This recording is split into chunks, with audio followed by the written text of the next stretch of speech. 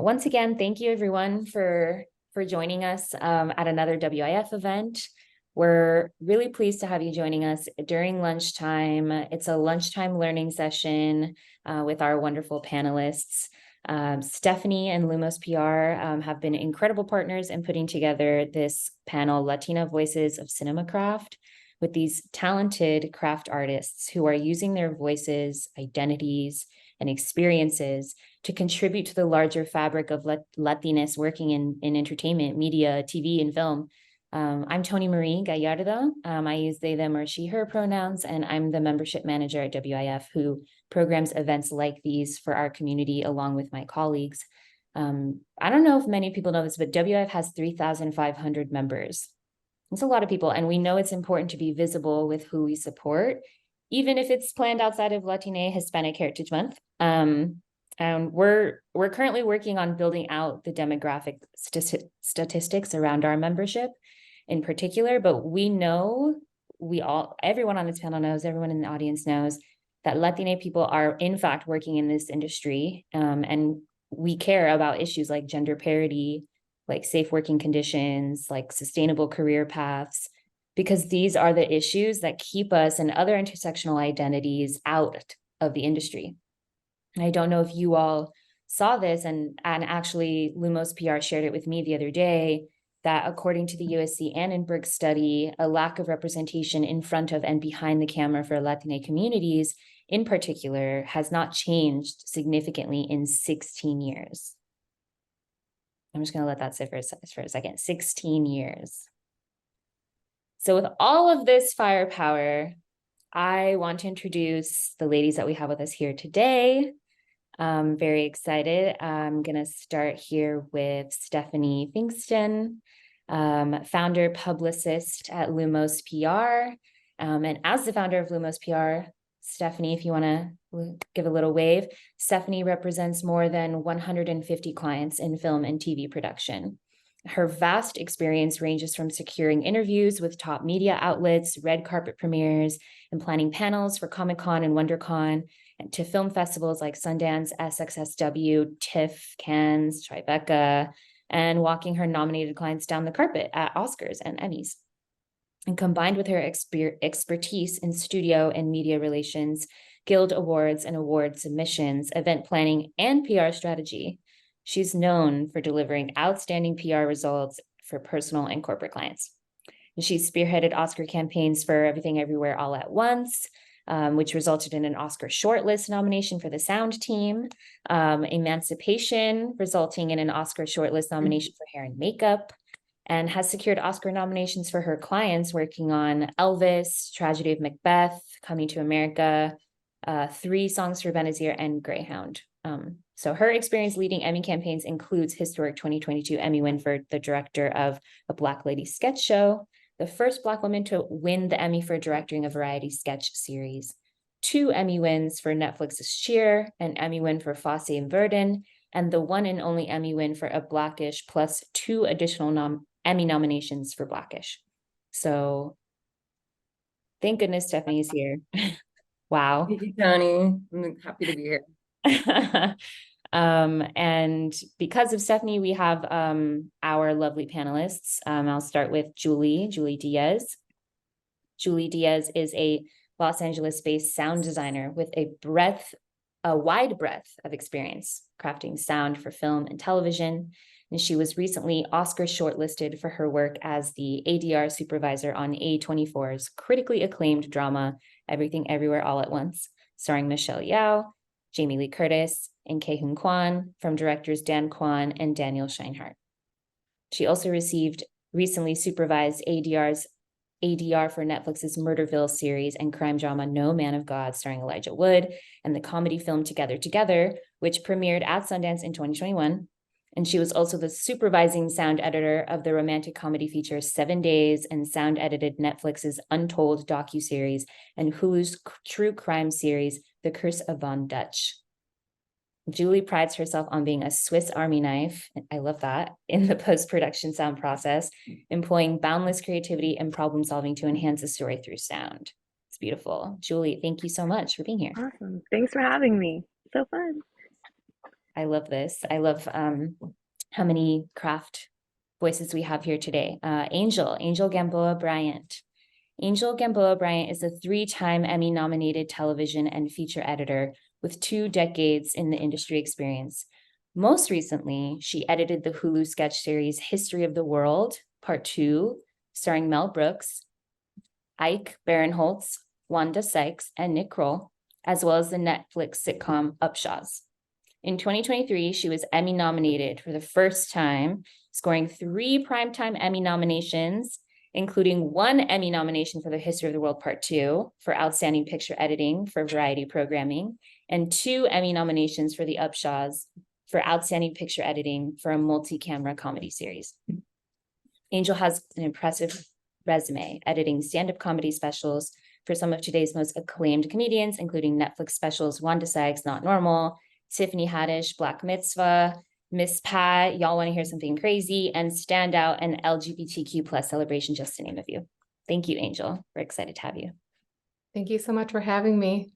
Yes. Alex Fehrman is an award-winning re-recording mixer, sound designer, supervising sound editor with more than 15 years of sound department experience in film and television. And she recently received her first Emmy nomination for Outstanding Sound Mixing for a comedy or drama series for her work on Amazon's The Boys.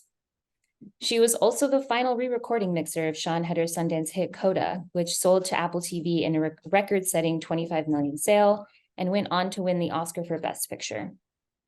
Alex was recently Oscar shortlisted for her work as the sound effects editor and re-recording mixer for A24's critically acclaimed feature Everything Everywhere All at Once.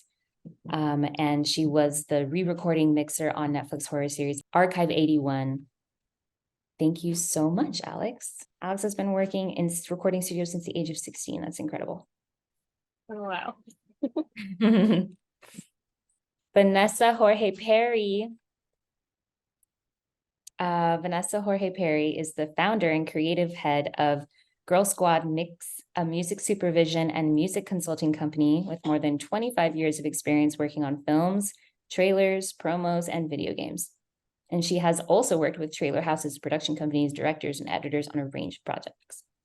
She most recently served as a music supervisor for Eva Longoria's directorial debut, Flamin' Hot, which premiered at the 2023 SXSW Film Festival to outstanding reviews and has premiered on Hulu and Disney Plus earlier this year. And her recent work includes overseeing music for the new trailer for Disney's new live action of The Little Mermaid, which we definitely saw that. She also contributed to the creation of trailers and promos for projects such as John Wick, Super Mario Bros. Movie, secured music placements on projects for Lord of the Rings, Harry Potter, and Nope. And she's been a proud member of the Guild of Music Supervisors for more than 10 years and is currently serving her 2nd term on GMS Board of Directors. Welcome. Thank you. Thank you for having me. Yes, I love seeing all of the overlap. Some of y'all have worked on Everything Everywhere All at Once together, which is a great way. We're all connected in some of these ways, like our communities are connected, and we'll get into that too. But also, Vanessa, WIF has a relationship with the Guild of Music Supervisors through Tracy McKnight, and she's been a huge supporter of us for a really long time. And so I love seeing even things that we didn't know about before the call, the ways that we overlap together. It's always really exciting. To begin, right, returning to our roots, I think is such an important step to understanding the type of world we want to see in the future. And as we know, we need to see a different world in the future, as we learned from that Annenberg study. So I want to ask each of you a question from the very beginning of your career. But I want to know what inspired you to pursue a career in film, and who are some of the Latina filmmakers or creatives who inspired you? And are there any films, TV shows that had a significant impact on your approach? You know, I never really, growing up, I guess mine is a little bit different because I'm definitely more into the music industry.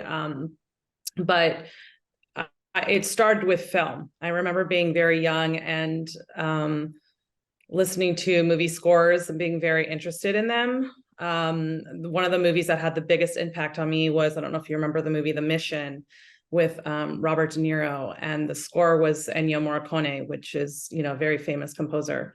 And I would mimic the music and pretend that I was a composer and watch the movie over and over again. And I was just really obsessed with the sound within the movies. And I would record music on the radio. I would make tapes for my friends, and, you know, always be the DJ of my family and always play music at all of our parties. And as a Latina and Latina family, we would have a lot of parties, and we would create, you know, this ambiance. And I just think that that was a great impact on me when I was little. And I didn't have, it's really interesting. And I've been on a few panels, and I've discussed, you know, been on some red carpets with the promoting Flaming Hot. And it's quite interesting because I really didn't have a female movie director or female music composer or female music supervisor to look up to that was Latina. It's just something that I think that a lot of us, and especially at an older age, are creating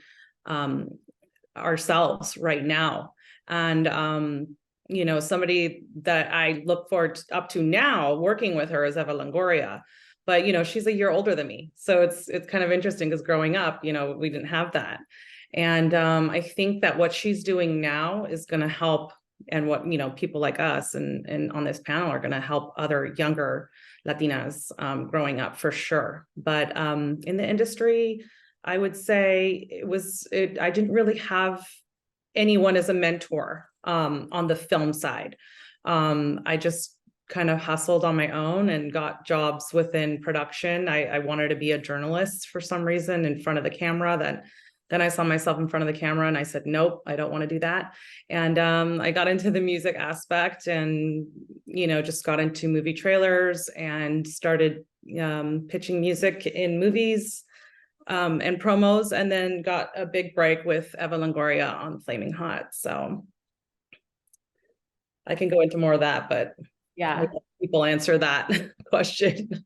Yeah, no, I think you're bringing up some really things that I want to pin on the wall as we go through this conversation, which is being a self-starter and how that makes us resilient. It also didn't have to be that way, but we can't mourn for the past, but we can plan for the future. And it's lovely that you're here where you are, and you got to work on a title with somebody that you really revere. So I think that's super exciting. And we'll be, I don't know if y'all are aware, but we're hosting our WIF Honors. It's an annual award show that we do, honoring women who are trailblazing new paths in the industry and making the industry look the way that we want it to. And Eva Longoria is one of our honorees, along with Chavez. So I'm very excited to have these connections with all of us. Yeah, but I'd love to speak more about that as well. She was amazing to work with, and we can touch base on that again. Yes, we will. We're going to come back to this. But I love hearing also that your love, you know, you had movies in your heart, but you also love music. We have and sound, and we have a lot of sound folks with us. Julie and Alex, you're both sound folks. Do either of you want to go next? Part of the reason I ended up at a recording studio at the age of 16 was because I wanted to learn guitar. My grandfather in Mexico played guitar. He was incredible. I thought that would come naturally to me. It did not. So I ended up stumbling really into a recording studio after a bummed out session, my guitar lesson. And from there, I wanted to pursue work in music mostly. And I did that for a couple of years, but it was a really hard place to be, I think, as a woman. I mean, it's a hard place to be anyway. It's long hours and unpredictable schedule and all of that. But then as a woman, it added a layer that was difficult and not super professional. And I remember I saw Pan's Labyrinth in the theater, and I thought, who makes these sounds? How does this happen? I didn't even know that post-production sound existed at that point. I had already been working in a recording studio for 4 or 5 years. And so I ended up trying to make my way into post-production. And I did many jobs on my way up in sound and picture. Actually, I worked overnight at a picture house. and kind of weaved my way up from, I was a stage tech, which was, it's basically an assistant to really recorded mixers. And then I started doing my own projects, started supervising, and then ended up doing mixing. But yeah, so Del Toro was definitely part of that decision. Del Toro, I remember watching Pan's Labyrinth, and I was so mesmerized. I had to watch it over and over and over again. I love the idea of you being awakened to something by film. That's what it does. It introduces worlds to us. And I think also what I'm learning on talking to you all is that there are so many bits that go into make like that world, go into making a film. And it's so important that we talk about these roles, because there's so many people who have an inclination towards music, towards film, towards aesthetic, towards tonality, who are just curious and interested in the kind of like senses that can be brought out in craft. So I think it's so great to be shining a light on these different avenues of you can make a career out of this. And I think that's kind of what we're seeing now in the industry as well. So I'll stop interrupting and pass it on to Julie. You know, I grew up, I spent all my summers with my grandmother and, you know, immersed in our culture. And then my dad, you know, I remember coming home from school and he would just be blasting mariachi music. And also, you know, he is not a musician, but that man can sing. So I don't know, I always thought I would do something in music and, you know, or some sort of entertainment. I love movies.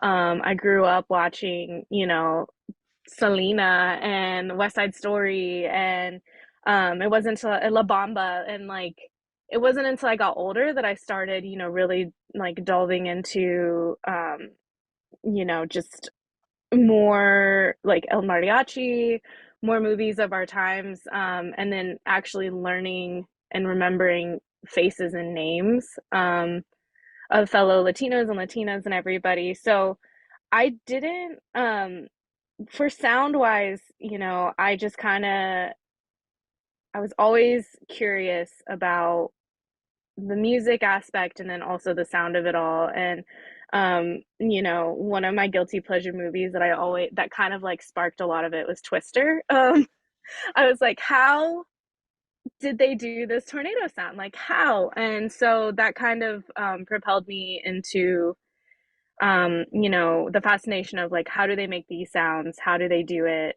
Who creates it? And then, you know, yeah, I applied for colleges and, you know, with the intent of music, and none of it started like making sense anymore until I went to Savannah College of Art and Design and, you know, went through their sound program and found my love and my passion for all this. And, you know, it wasn't actually until I walked into the Everything Everywhere stage and met another Latina, which was Alex.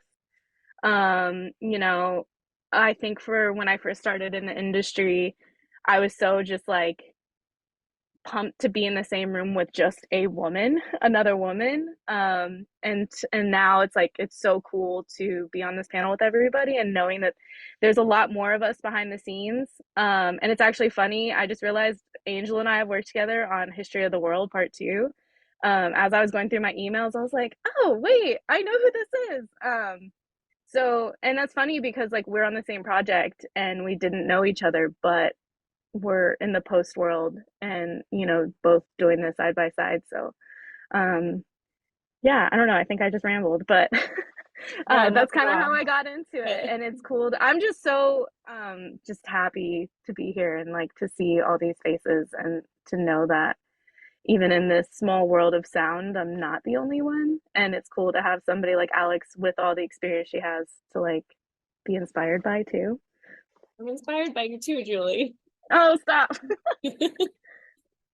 That's it. That's the whole panel. It's great job, everybody.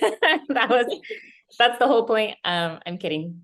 But that really is like, we're going to get into what it needs to build power together and visibility. And obviously like that feeds back into this conversation about representation. So but I love that you learned that you were working with Angel. I think it's great to pass that down to Angel. Hi. First of all, thank you so much for having us, Lumos and WIF. This is such an important conversation to have. And also, I realize in this moment that I don't know that many Latina filmmakers, and it's kind of amazing to be here with all of you and get to meet you. And Julie, to find out we had that connection, I immediately started reaching out to everybody like, do you know Julie? And George knows you better than I do because he was more involved with the finishing process. But just to hear your stories and all of the common ground that we have, just to give you a little bit of background, I'm Mexican-American, first generation, and my father was also a musician. He was an aspiring musician, played the guitar. So I had a lot of that growing up as well. But I basically was always a storyteller. As a kid, I used to grab like my neighbor's VHS camcorder, like this is going to date me, but I would grab the camcorder, run around my neighborhood, film stories of my friends, and then try to like put it together, which is like early editing that I had no idea what I was doing at the time. And I would do the same thing with music. I would take music off the radio, record it onto a little cassette tape, and then like cut it together with other music. So I've always been into storytelling and editing, but I didn't really see it as a career path. It didn't seem like something viable. Most people in my family weren't doing that, and certainly not anywhere where I was growing up in the Midwest. But it wasn't until I got to college when I found out there was I could study filmmaking. It was actually by accident. I went to study science, and it happened to be that I got to a university that had that major.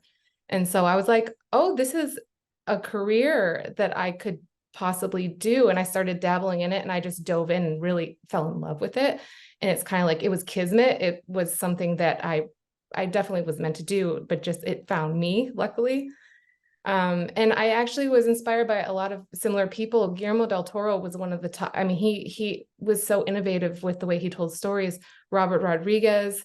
But even before that, I really liked seeing when the Latinas were kind of coming out with Jennifer Lopez and Selena and Selma Hayek and a lot of those women, because I didn't know, certainly at the time, Latinas in the crafts. And this is kind of like before you could really Google it. And even now, if you look, it's hard to find us. Like I said, I don't know a lot of Latinas in the industry. So that's kind of my story. And I'm really happy to be here, and I'm happy to meet you all. Yeah, absolutely. I was struck by something that you said. Well, I'm struck by a lot of this, fascinations that we have as children, and how that propels us into our careers in the future. And we kind of become our own culture archivists in a way. And I love that we can do that together as co-conspirators. But I definitely want to hear from Stephanie, whose work is quite literally to connect folks and to find people to work with and represent them. And I want to hear, kind of where you're at, Stephanie. These are your community, and how did you come to be where you are now? I think growing up, like the filmmaker that struck out to me the most, that I was like fully in love with and obsessed with, was actually Tim Burton. I just loved he has such a unique storytelling, and with that, Danny Elfman is like still to this day one of my favorite composers. So I think it's so funny that all of us have like this connection to music in one way or another. And then as I got a little bit older, I started watching Sex and the City, and I was like obsessed with Samantha Jones. I was just like, I love this woman. I love her energy. I love everything about her. She just commands attention and can, is like a leader, like a natural leader. And I love that kind of like bold, unashamed, like female leadership. And I was like, so when people were like, what do you want to be when you grow up? I was like, I want to be Samantha Jones. Like, I literally was like, that's it. I want to be Samantha Jones. And then funny enough, now I have like my own PR agency and stuff. And so growing up, I similarly didn't have like I wasn't looking for like Latina females or Latina actresses to look up to or anything like that. But what I would say is, I think in the last couple of years, there's been two women that very distinctly that I've very much have looked up to. And I just kind of look at them as like an inspiration for times where maybe I'm having like self-doubt, right? Things like that. We all kind of get in our heads about like, am I supposed to be here? You know, things like that. Coincidentally, one of them is Eva Longoria. I went to Cannes maybe 2 years ago and saw her speak on a panel, and it was a very intimate panel. I think it was just her and Clayton Davis over from Variety. He was also a very good friend of mine. And I was just really inspired. I was like, wow, look at this woman. And I actually didn't know, but Eva started out as a producer before she got into acting. And so to hear about that whole journey, about how she kind of fell into acting, but she had these producer roots, and it was just very inspirational. I was like, and she's a very petite woman, but just the way that she can command a space, and she's very driven, but she's also very lovely, you know? And so it just kind of, watching her and how she's navigated this path with Flamin' Hot has kind of inspired me in a lot of ways for like what's possible, right? Like when to play hardball versus when to maybe be a little bit softer, like, you know, you get more flies with honey. And then another person that I've also kind of have grown to admire more and more recently was Salma Hayek. She, you know, I did work with the Gina Davis Institute on gender and media a few years ago. And so Salma Hayek was someone that we were doing press with at the time. And so I didn't know a lot about her. I had never seen Frida, which now is one of my favorite movies ever. And I just kind of like started reading her background about who she was as an actress, like how she got her start. And I just think her life story is like very inspirational. And again, a woman who is fairly petite, but can really command a room. And yeah, like even now there really aren't a ton of, I think, Latina women at their level doing what they do. And so I really look at them as inspiration. And then just like a quick backstory of how I got into behind the camera and below the line publicity was, I had worked at, you know, all the major studios like through college and stuff. And so I always thought I was going to go on the studio side post-grad. And coincidentally, a friend of mine called me to interview for a PR position at an agency. And I was going to work closely with the president who worked with composers. And I was like, amazing. I love Danny Elfman. I love music. I love film music. So I was like, great. So I worked there for 3 years. And during that time, actually, you know, negotiated my salary, you know, my position and everything, worked my way up to publicist very quickly, and then very quickly started just branching out my own roster, because I was like, composers are great, but I have so many other interests, right? Like I was interested in VFX, I was interested in stunts, I was interested in, you know, sound was in cinematography were two of the first fields that I very quickly moved into once I started branching out.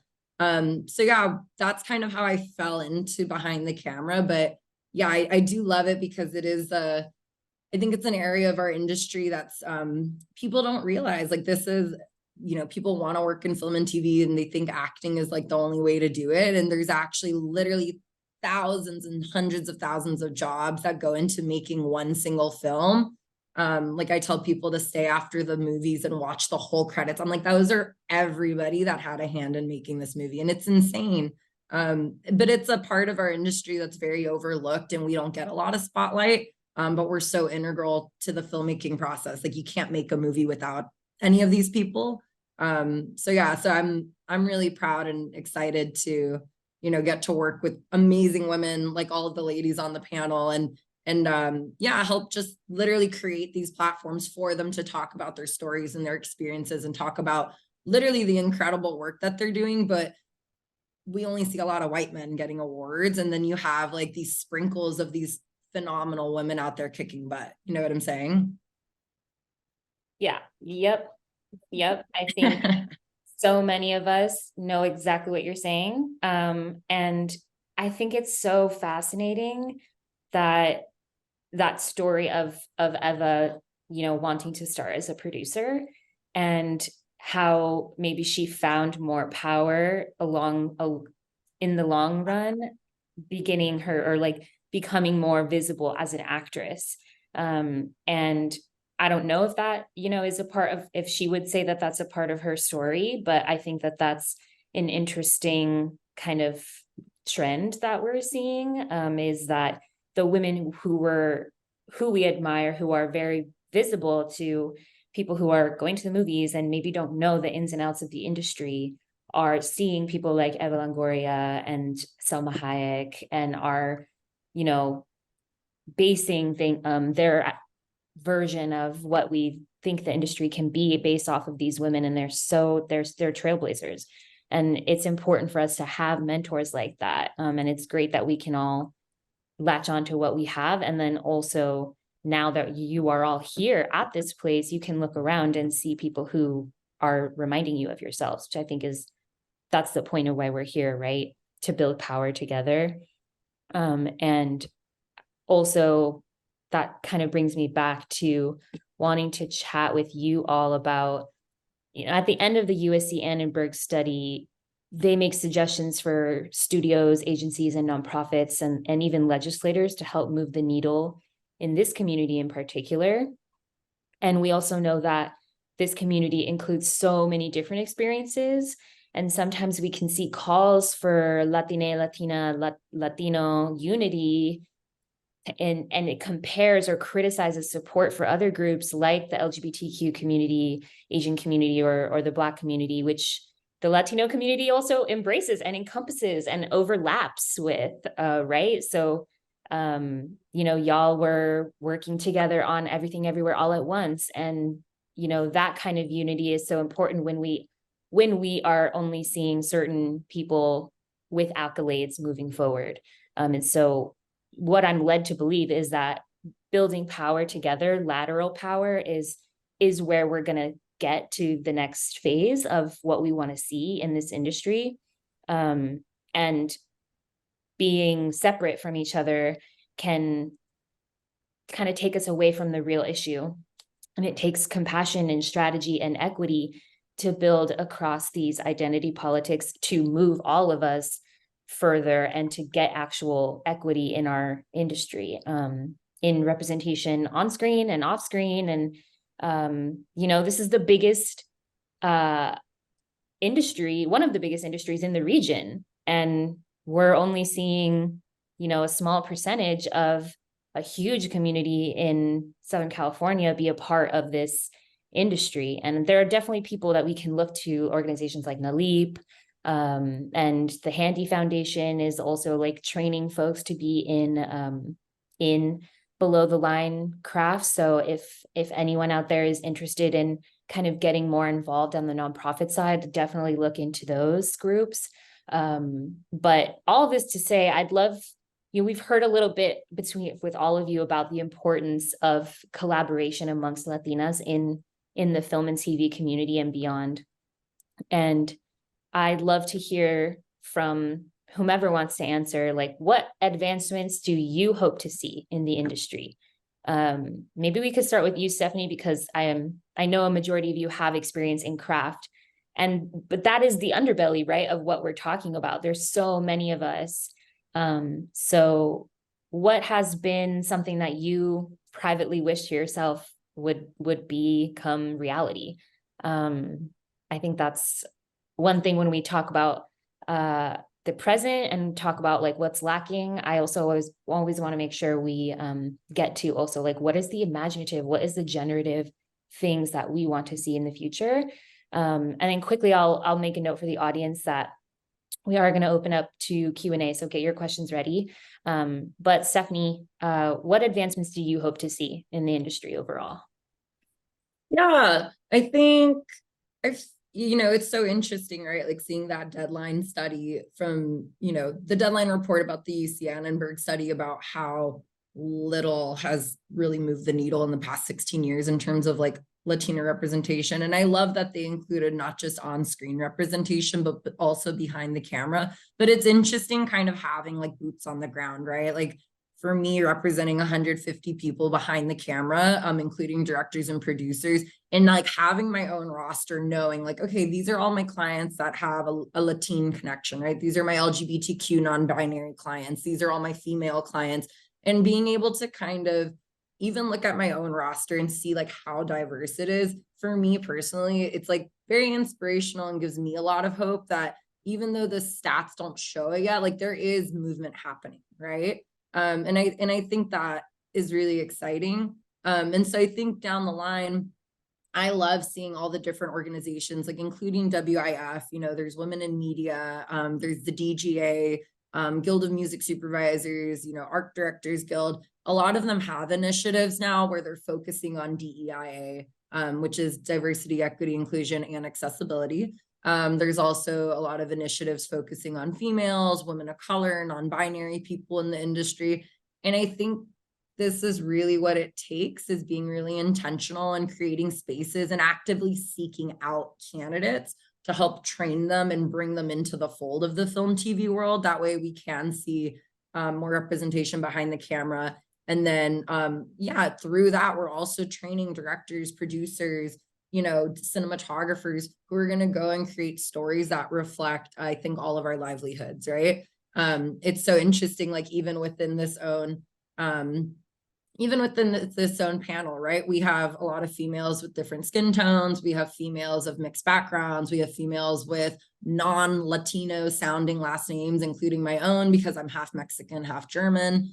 You know what I'm saying? And so I'm just really excited to see, I think, more opportunities given to people from all different kinds of Latino backgrounds, not just Mexican, right? There's all kinds of Southern American, there's Puerto Rican, just different stories. Cause I think, yeah, I think being intentional is kind of what it's going to take. And also just not creating opportunity only, but also like actively creating these opportunities where people are getting trained, right? To succeed with the ambition of setting them up for success.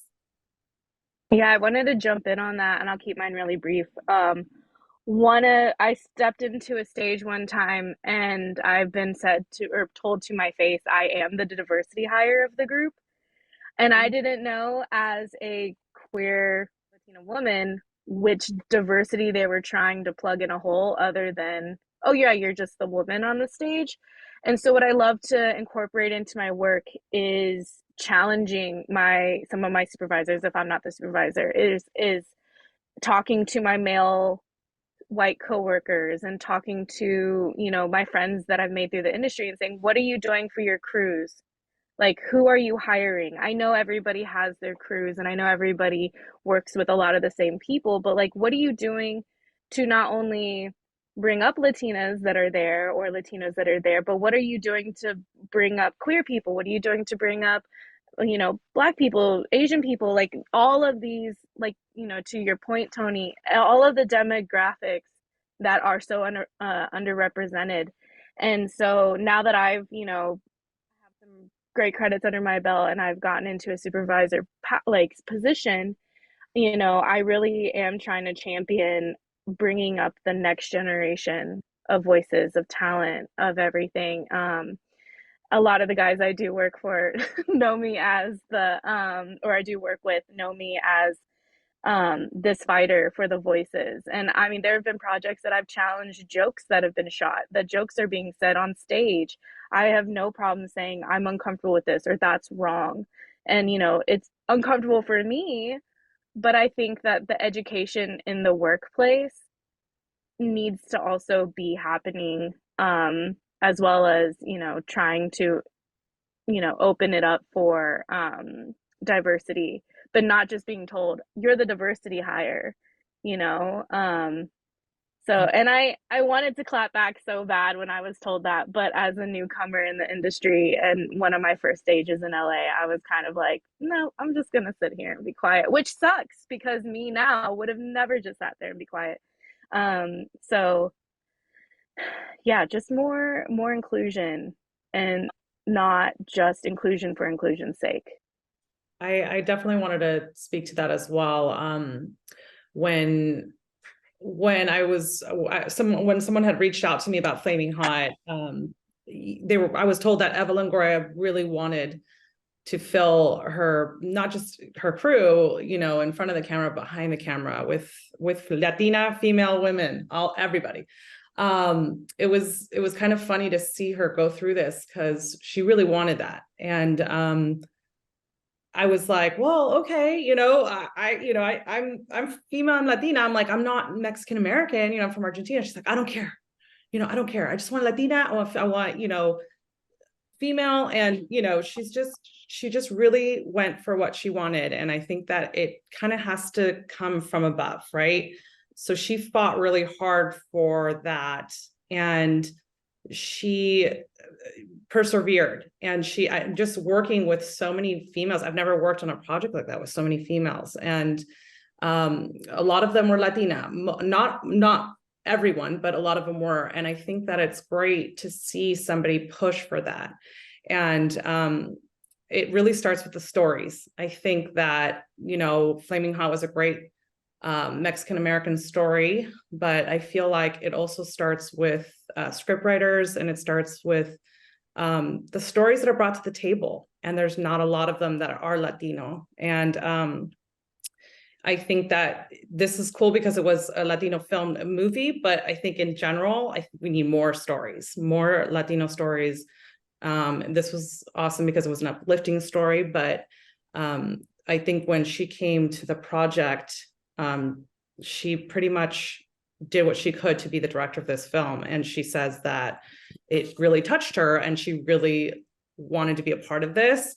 And then she brought in all these other people. And it was so great to see that she pushed for that. And it kind of opened my eyes up. And I was like, wow, I need to do this too. Like Julie was saying, it's like, I need to uplift other people as well. And I need to be, on this set and work with composers and female composers and work with, female sound people and whatnot. And so it is tough because I also had the studio kind of feeding me like who they wanted. And it's kind of funny just being a Latina though, to kind of not say anything. And especially at an older age where you feel a little bit more comfortable speaking up. But a lot of things that were handed to me were older white men and men that had been, sound editors or composers for many years that are very good at their job. And I think that it's hard for them to take a risk. They don't want to take a risk on someone unknown. They don't want to take a risk on someone who doesn't have the tools or the years under their belt and the experience. And so that's kind of where that weirdness lies, where they're like, well, no, we know this guy, he's been doing it for 30 plus years and let's hire him. And I would be like, well, let's take a chance on this person, she's good, she's got this many years. And so it's kind of like this dance, right, where you're just kind of trying to give people opportunities, but also make sure that they're professional what they're doing. And I know that the first time around, we had somebody working for us that was great, but didn't really have the connection with the Latino sound and whatnot. And we took a break, a little hiatus for a while, and then we rehired somebody else. And I pretty much threw someone in there who's this female editor, sound editor, and we went with it with the composer. And I'm just really glad that I kind of put my foot down and stuck with it. And it's hard, but it's like, sometimes you have to fight for some people on, what you want. And like Julie said, sometimes you don't want to ruin it for yourself too and say too much, but unfortunately, this is kind of where we're at, where we just have to look out for each other and, hire each other in the business. So I had an experience once when I was mixing the half of the episode took place. They went to Mexico. And to your point of like, sometimes you have to speak up and even if people have assumptions that they're not aware of, like I had the half of the cast goes to Mexico in the episode of this series. And I worked on that dialogue and I made sure it was clean and pristine and understandable. I made sure the music against the dialogue was understandable, that there was a good margin. And the producers came in and they said, oh, just push the music over this whole sequence. And I said, oh, but then you won't be able to hear the dialogue. And they said, oh, it's going to be subtitled anyway. And I was like, well, my family, for one, I know as a fact, watches this show. And they speak Spanish as their primary language. So I feel that we should probably treat that dialogue with the same amount of respect. Like it's actually a respect thing in that case, which I don't think that they saw it that way. until I said that. And I don't, unfortunately, we do kind of have to stand up and like spell things out for people who he just didn't think about it that way. He didn't think of it as like, a language that other people are listening for because he doesn't understand it. And there's another layer to all of this as well. All of these things are very important topics, but like what Vanessa said about we need more stories and scripts in the beginning to tell our stories. I think bringing more Latina stories, even like fiction or nonfiction, but seeing very strong female Latina characters more commonly in film. I think we need that, like just Wednesday, look at Jenna Ortega with Wednesday. I feel like that's been just very big for everybody, but even just having like a Latina superhero out there. I mean, have we seen that commonly? No, but we need more of that. We need to normalize that. We need people to understand that that we are strong as well, right? And we are powerful and we are here. With many different stories and different situations and a lot of diversity within the Latin community as well. That's another thing that I think isn't really defined in film. I don't see like a lot of tons of different socioeconomic backgrounds or like different people from all over South America. There's absence. There's a lot of stories that are absent. Y'all are very inspiring to talk to.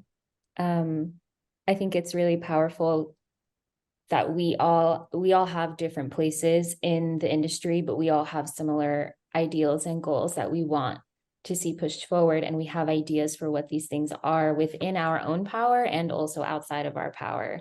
And I loved what you had said, Julie, about like not just inclusion for inclusion's sake, like, and I think that also goes towards your story, Alex. It's about, there's a multi-pronged approach we have to kind of play with here, and that's almost why spaces like this are so important, so that we know that we're not the only ones who are being faced with this type of emotional labor or this type of like strategic, risk taking that we take for each other and for the sake of the craft and for the sake of our communities. And so I just want to echo my support and WIF's support for, and there's countless organizations who are also working towards this. I think, Stephanie, you mentioned like there is progress happening. We just can't see it yet. And I think that also stands here today. We all came together, and some of y'all realized that you knew each other. Some of y'all realized you had worked together before and maybe hadn't been introduced. So let this be a moment for everyone to be reminded that there is progress happening, and we will see what we want to see in our lifetimes. And we just, we keep building power together. We have around 8 minutes. I have 2 questions from the audience. What are some resources we can look into that fuel newcomers with the tools to get a job in the industry? I could start with that. WIF, for example, we expanded our fellowship program. It used to be focused purely on certain creative titles like producers or writers.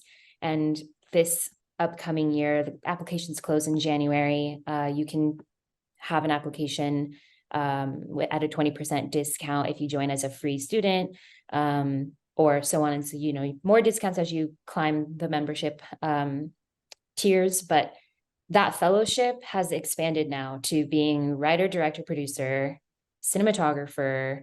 We also have costume. We also have editing. We also have camera assistants. Like we're expanding the trades that we are trying to train people how to do. It's a year-long mentorship that comes with one of our colleagues who runs the program is basically going to act as your manager to find what are your goals independently and how can we get you to where you want to go. And at least on the WIF side, we're seeing that it takes that kind of dedication, because otherwise we're seeing people go from one program to another program to another program to another program, and they're not kind of crossing over into being able to have a more sustainable career that is because of their talent or whatever. We're seeing people get stuck in that DEIA trajectory, which is, we want that. We don't want that to go away, but we also want to see what comes after that. So that's one option that you have. We have also- a mentorship program at the Guild of Music Supervisors. If I'm on the board of GMS, if anyone's interested in music supervision, it's also a great mentorship program, and they have actually really, nice programs and things on the website if you want to take a look, sign up. Yeah. And I'll jump into, just because we collaborate with a lot of these organizations on these kinds of pipeline programs. So just depending what you want to do, Women in Media has a lot of great pipeline programs as well for a lot of different trades, like you were saying, Tony. I know the Sundance Labs also has great opportunities for people. They invite people to join, and it is a little bit of like a training program, but it also matches you with a lot of other really great talent in the industry to create a film. And then Sundance loves, like, bringing in the Sundance darlings and like their Sundance Lab alumni into the Sundance Film Festival. Cannes also has a composer program that not many people know about. So if you want to go to the Cannes Film Festival and you're into music, that's a great one. So there's like, it's so interesting because there are a lot of great pipeline programs and training programs. DGA also has an assistant director program, and they actually place you on set to get your hours so that you can get into the DGA as an assistant director. So yeah, it's like there's a lot of great programs. Sometimes it's just really hard to find it. And then I agree, Tony, I think there is a disconnect between the training and the networking and then the actual like getting boots on the ground experience to add to your IMDb. And kind of getting into that actual pipeline for future work. So if anyone ever wants like specific recommendations, you can always reach out to me via our Lumos PR website. And all of those emails go to my inbox, so you can reach out and I can give you suggestions on like specific ones for your, whatever your specific trade is. That's so great. Thanks, Stephanie. Sorry, I just had one, and only because I found it in college and it helped me for a really long time. Soundgirls.org. It's basically anything sound, whether it's production, live, like music, post sound. I found that website and like community when I was in college, and it definitely, out of my whole graduating class in sound, I was one of 6 women. It was definitely helpful. So if anybody's looking for something like that too, soundgirls.org. But that's the only one I know of currently, besides all these wonderful ones that were just mentioned. Holding a bit in case anyone wanted to add. Samantha Manrique responded that Next Industry Sessions is a free opportunity for individuals who want a tool belt for entry-level positions in the entertainment industry with Endeavor. So Next Industry Sessions is another one that we have. And another person asked us where we can register as Latina filmmakers because they're out of the Pacific Northwest. And so they're calling in from over there. But from my experience, I think we have these kinds of roster sites now. If you join as a WF member, you get a free membership on Hustle Up, Groovy, and also Callo, which is a little bit different. But these are like networking sites essentially, where it's not like everyone is a Latina on the site or a Latine, but you can list your demographics if that's something that you're interested in being hired around. So that's Hustle Up and Groovy, and you don't have to be a WF member to have access to those either. I also know Women in Media has a roster also. I think you have to be a member to put your info in there, but it's a great resource to hire people and also be found. And then I am completely blanking, but who am I thinking of? There's another, Array Crew is another Yes. great organization, another great roster where you can put your info for people to get connected. And they do put a big emphasis on like women of color, non-binary, DEIA. So that's another great one to, put your info on. Yes. Someone also put POC in audio directory. So have that. And we're just at 2 minutes now. Does anyone have, someone asked, is there any in-person meetings for Latina women in LA? So yeah. Yes, there is. Nosotros does, it's another Latino-based organization for film and TV people. They do meetups like at least quarterly, and then they also do a huge party at You know, there's also Latinx, the Latinx House, which does a huge party at Sundance every year. So those are the two of the organizations that I know that do a lot of annual mixers and quarterly mixers. Nosotros is a lot of fun. If you can make it out to Sundance, the Latinx House is like the best place. It's like the only place to meet other Latino people. And I remember when they first started doing it a couple years ago, there weren't even a lot of us there. And now it's like a huge party, which is amazing because it just shows that there are more Latino people getting involved in like Sundance, which is a major film festival. So yeah, those are the two I would recommend. We're at our last minute, everyone. So I want to thank everyone for being here. Thank you so much. Lumos PR, thank you to all our wonderful panelists. And thank you to everyone who came out today. It's an inspiring conversation and I think it's important to have. So hopefully it's not the last one. Is there anybody who wants to mention something that they want us to keep our eye out for in the next few months or maybe next year? Any of your projects? Shameless plug moment? There's a film called American Fiction that I worked on, and it's coming out in December, and I really love the film. I think it's really good. So that's my shameless plug. Awesome. I have an Apple TV show coming out at some point next year. I'm not sure after all these strikes and new scheduling. It's called Lady in the Lake, so look out for that. That's my shameless plug. Also by a awesome. see? And a female director. So That's great. I'll plug Angel. She's 3-time Emmy nominated, and the Creative Arts Emmys are now happening January 6th and January 7th. So everybody just root for Angel to come home with some hardware. Oh, thanks, Stephanie. I wasn't even thinking about that. Yeah, I get to go to the Emmys for the first time. Woo, That's woo. amazing. congrats. Congratulations. Thank you. First time nominated, and she struck out with 3 Emmy nominations. That's amazing. You deserve it. You deserve it. Congratulations. Congrats. If I could take you all with me, I would. We'll have a nice Latina party there. Speaking of which. Be there in spirit. Yeah. Awesome. We should. Awesome. Thank you, everybody. Thank you so much, Tony. Thanks for having us. Thanks for having us. Thank you. Everyone.